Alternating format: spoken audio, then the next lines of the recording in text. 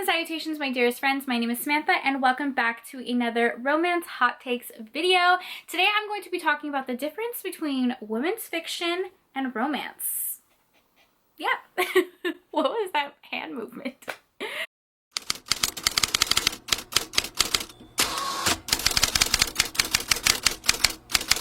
Hello, how are you? Welcome back to my channel and welcome back to another romance hot take video. I have loved doing these videos because it gives me an opportunity to chat with you guys, kind of have an open conversation and give my opinion on some things in the romance community. I'm going to keep this as a series because I still have a lot of topics I want to talk about. I also love seeing everyone else's videos. A lot of other YouTubers have done this style of video, which makes me so happy. I know that Riley did one. I know that Bree from An In Love and Words did one. I know that Jessica from Peace of Books did one. So I will link all of their videos down below because they were just so wonderful. But today, I'm talking about a very specific thing, and that is women's fiction versus romance books. What is the difference? Is there a difference? Which one do we prefer? How does marketing kind of contribute to these two genres? And why do we have a genre specifically for women anyways? Lots of questions that we're going to unpack here, and I asked your guys' opinion on women's fiction, and you guys said some things, so I'm going to also be talking about what you said too. Okay, so let me give you an overview of what I think the difference is between women's fiction and romance.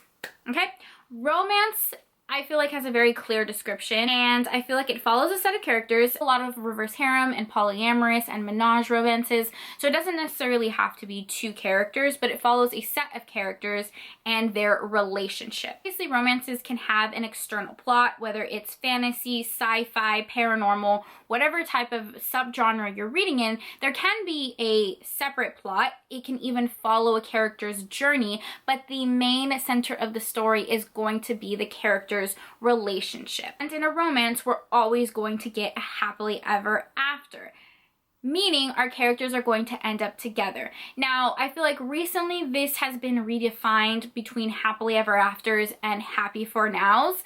Very similar in my opinion. Some people like one over the other. I don't mind either way. I'm of the category that loves epilogues. Like, I will read like 5 epilogues. I adore seeing our characters happy. That's just because I'm like a soft bitch. I've said that before. Like, I love, and I just like seeing our characters happy and in the future and married with kids. I'm okay if they don't get married actually and have kids. Like, just something that like makes me smile. Either way, it's a happy ending where our characters get together. There's no breaking up. None of our characters are dying. Like, we're going to have our characters in an established relationship at the end. Obviously, if it's a series, it's okay if like the second or third book in the series, the characters go through a hardship, but at the end of the series, they're going to be together. Now, I have seen a lot of people, when I talk about romance, ask, does this have a happy ending? Do the couples end up together? And I'm like, of course they do. Like, what kind of romance are you guys reading? Who hurt you? The selling point of romance is that it has a happy ending. Doesn't matter if you're reading a dark romance, a taboo romance, like, our characters are going to prevail and they're going to be together. That is a romance in my opinion. Now, women's fiction, I feel like, can have a romance, but it's not necessarily the center plot, and it doesn't necessarily mean that the characters have to end up together at the end. I think women's fiction more so follows the plot and our characters' own self-discovery and personal journey. In women's fiction, our heroine is going through something. Maybe they are getting a new job, maybe they're moving, maybe they're working through a strained relationship with their family. Whatever it is, they're going through something and you kind of follow their own self journey, and obviously there can be an external plot as well. But again, the romance is not the focus, and usually I feel like when it comes to women's fiction, you don't get a lot of steam. Obviously there are romances that don't have high level steam. Like with women's fiction particularly, it's a lot of fade to black scenes. Lots of fade to black scenes because the romance isn't really the purpose, if that makes sense. It's my purpose.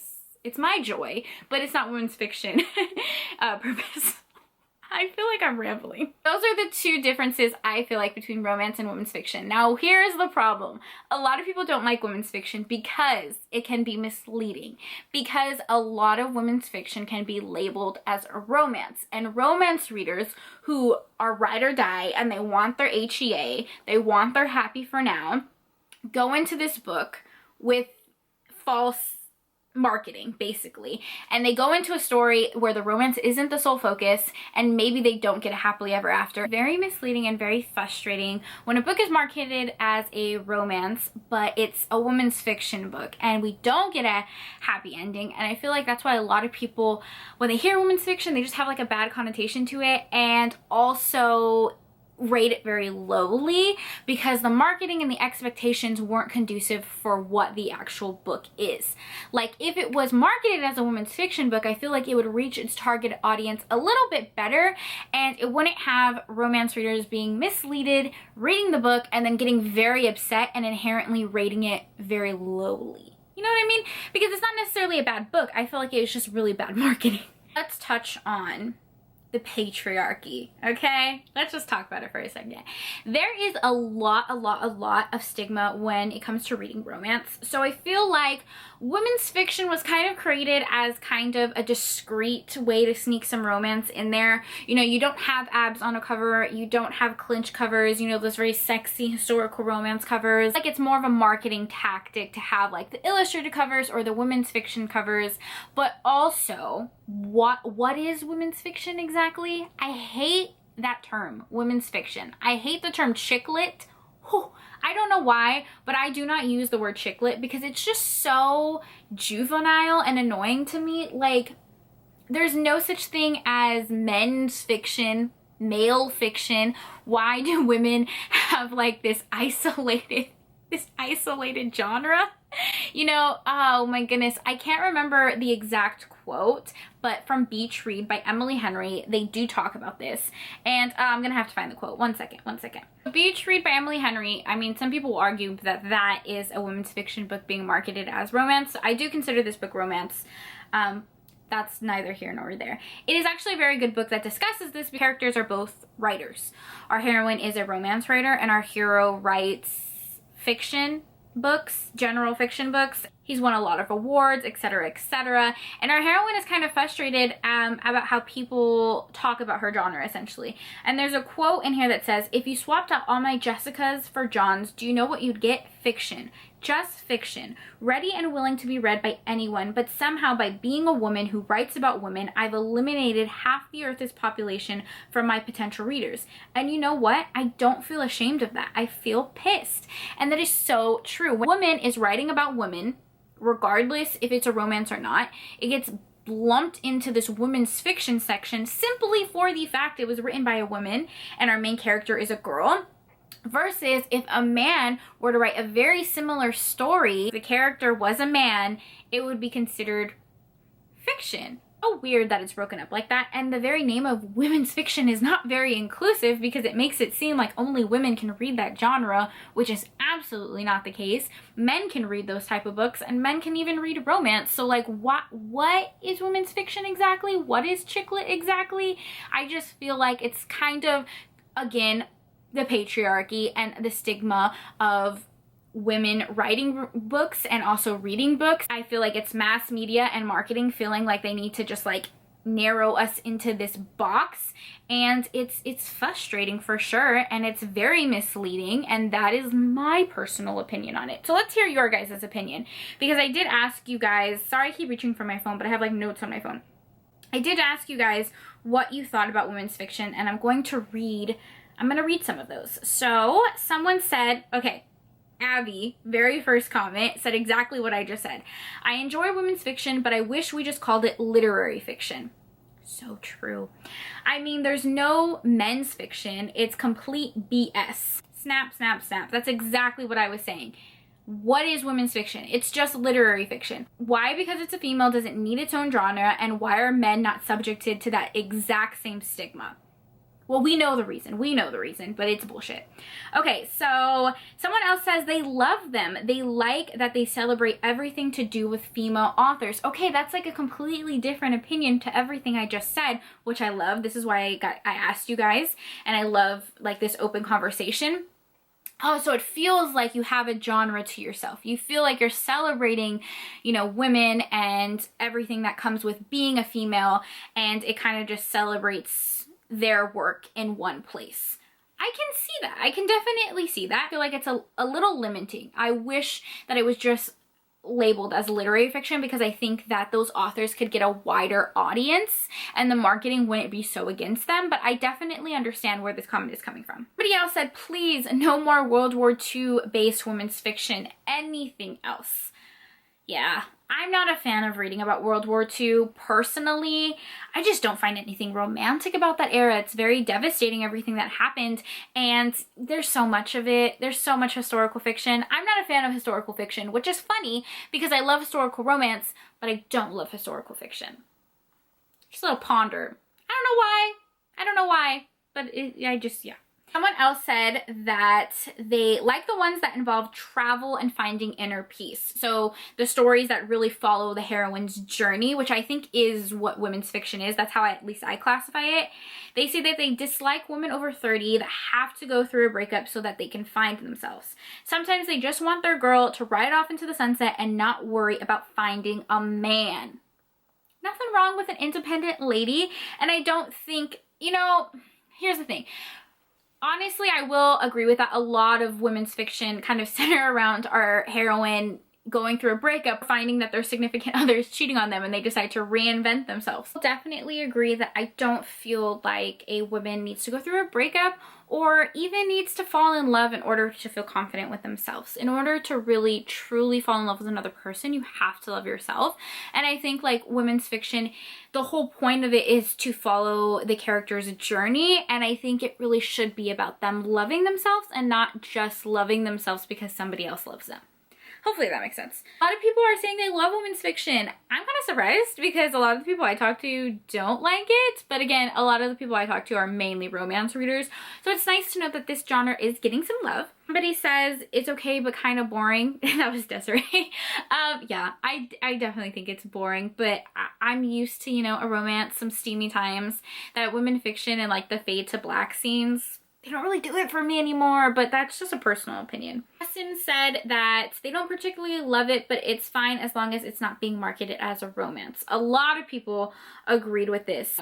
Someone else said no, just no, mostly because traditional publishers will market women's fiction as romance. See, I think women's fiction has a target audience. I think that it has an audience of people who really want to read the books, but the marketing is just not doing it any favors. It needs to stop marketing itself as romance, maybe more of like inspirational books or just literature, and they might find their audience, because romance readers are kind of, they just seem tired. They just seem over it and upset that, you know, things are misleading and being marketed incorrectly, and that can be very frustrating if you go into a book expecting one thing and then getting something completely different. People said that they like Sophie Kinsella. So I did ask you guys what women's fiction do you guys like, and I'm going to talk about some women's fiction books that you guys recommended just in case you do like this genre or you want to jump into it. You have some books to kind of get you started. I didn't want this just to be a conversation piece or me trashing the genre, but in general I think a lot of people kind of just feel like women's fiction definitely has a targeted audience. It just needs to stop being marketed as romance because that's misleading. And also a lot of people don't like the verbiage of chicklets, women's fiction. They would like something else. I think literary fiction is just fine. But what do you guys think that this genre should be named? Or does it need a new name? Is this fine? Let me know. But let's talk about some books. I have a list. A lot of these I haven't read. A lot of these you guys recommended. So I'm just going to talk about the synopsis. So the first is Honey Girl by Morgan Rogers. This one, I was surprised that people recommended this one because I thought it was a romance. So there you go. A women's fiction kind of being marketed as a romance. This follows Grace. She wakes up in Vegas married.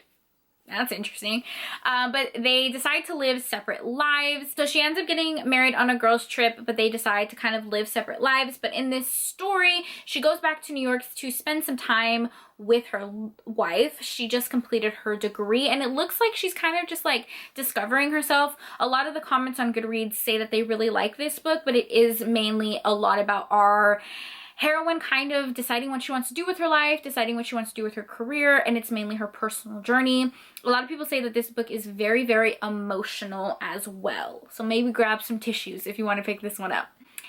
Another one that people really liked was Things You Save in a Fire by Catherine Center. This is another book that I feel like was marketed as a romance. I am almost positive that this was on a Goodreads list for like best romance of the year, maybe 2019, maybe 2020. Like I'm pretty sure this was shelved and marketed as a romance. But anyways, it follows Cassie, who is a young female firefighter. She ends up having some issues at her job and also with her mother. All right, really quick, I apologize if the quality of this video changed. That's because I switched from my camera to my phone. My camera keeps dying and overheating. I'm the worst at charging my camera, and I just want to finish this video. So I apologize for the weird cuts. This is probably really bad editing, but it's fine. But anyways, she ends up moving to Boston, I think, because she has some issues at her job, and she also gets a call from her mother. She's estranged from her mother and has like, you know, some issues with her family, but her mother calls her to come live with her and help her. So she ends up moving and switching fire stations, and that's when she meets our hero, who is a rookie firefighter, and they do have a romance. So this does have a romance, but I think a lot of it is following Cassie and her personal journey, and also her journey and healing her relationship with her mother, which I think makes it a little bit more women's fiction. That sounded really interesting was True to Me by Kay Bratt. This is part of the By the Sea series. It takes place in Hawaii. Our heroine, Quinn, it has been raised by a single mother, and she's really only known her mother. She thought that her father abandoned her. Her mother ends up getting sick and kind of like on her deathbed ends up confessing to the fact that she lied about her father and her father didn't abandon her. Quinn is grieving the loss of her mother. I think her mother does pass away in this book. And she's also kind of wondering who her father is. So she ends up finding him in Hawaii, and that's where the story takes us. So it's basically reconciling her relationship with her father.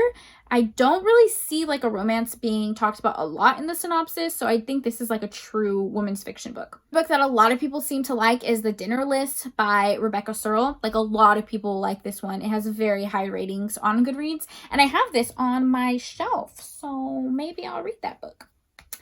Christina Lauren, I feel like some of their newer books lean more women's fiction. Like, I feel like The Honey Don't List definitely leans women's fiction. So, Christina Lauren writes a lot of really adorable romances, but I feel like their newer releases are more women's fiction, unfortunately. But yeah, so those are some women's fiction books that a lot of people seem to love.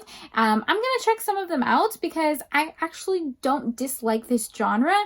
I just tend to gravitate more towards romances, to be completely honest. So I hope you guys enjoyed this romance hot take. If you agree with anything that I said, let me know. If you disagree with anything I said, also let me know. I love hearing your guys' opinion. That is the whole reason I do this type of video. So if you guys have any other topic you would like me to discuss in this series, I would love to do that. Just, you know, let's have an open conversation in the comments.